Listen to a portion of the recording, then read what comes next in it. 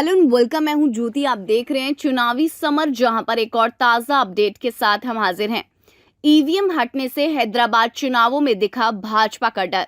Greater Hyderabad नगर निगम चुनाव में EVM की जगह बैलेट पेपर की एंट्री से भाजपा के उड़े होश। जैसा कि हम जानते हैं कि ग्रेटर हैदराबाद में नगर निगम चुनाव होने वाले हैं और इस चुनाव में भाजपा के लगभग सभी बड़े नेता चुनावी मैदान में उतर चुके हैं, जिसकी वजह से ये चुनाव कोई नगर निगम चुनाव नहीं बल्कि लोकसभा चुनाव जैसा नजर आ रहा है। लेकिन यहाँ सवाल ये उठता है कि आखिर भाजपा के बड़े नेताओं को नगर निगम चुनाव में प्रचार करने के लिए क्यों उतरना पड़ा।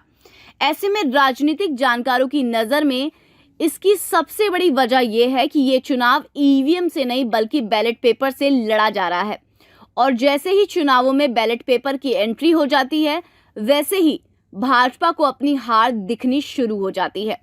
जाहिर सी बात है कि भाजपा ने कुछ दिनों पहले ही ईवीएम से चुनाव लड़कर बिहार, मध्य प्रदेश, उत्तर प्रदेश और गुजरात में बड़ी जीत हासिल की थी। ऐसे में अगर हैदराबाद में बैलेट पेपर के कारण भाजपा को हार मिलती है तो कहीं ना कहीं इससे भाजपा की शाख को धक्का लगेगा और इसके साथ ही ईवीएम पर भी सवाल उठने शुरू हो जाएंगे। वहीं लोग ये फिर से कहना शुरू कर देंगे कि भाजपा की ताकत ईवीएम है। अगर चुनावों में ईवीएम है तो भाजपा को जीत मिलेगी और अगर ईवीएम नहीं है तो फिर भाजपा की हार तय है।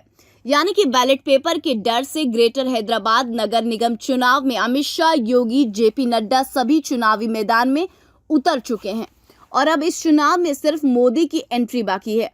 वैसे भी शायद ये देश का पहला नगर निगम चुनाव हो रहा होगा जिसमें किसी भी पार्टी के केंद्रीय स्तर के बड़े नेता इतने व्यापक रूप से चुनाव प्रचार में उतरे होंगे, वरना ऐसे चुनावों में ज्यादातर पार्टियां अपने क्षेत्रीय नेताओं से ही प्रचार का काम करवाती हैं। लेकिन भाजपा के अंदर बैलेट पेपर का इतना ज्यादा खौफ है कि पार्टी जनता का समर्थन पाने के लिए बड़े नेताओं को चुनावी मैदान में उतार रही है। इस तरह आलोचकों ने एक बार फिर से ये कहा कि भाजपा की असली ताकत ईवीएम है और ईवीएम हटने से भाजपा खुद को कमजोर मानना शुरू कर देती है और इसका सबसे बड़ा उदाहरण ग्रेटर हैदराबाद नगर निगम चुनाव है। ऐसे में देखना ये दिलचस्प होगा कि इस चुनाव में किसकी जीत होगी।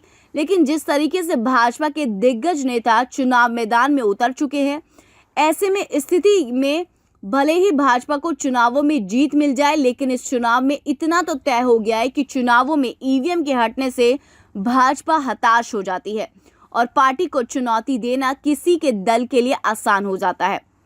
इसीलिए लोगों ने ये कहा कि चुनाव की निष्पक्षता के लिए ईवीएम को बैन करना चाहिए।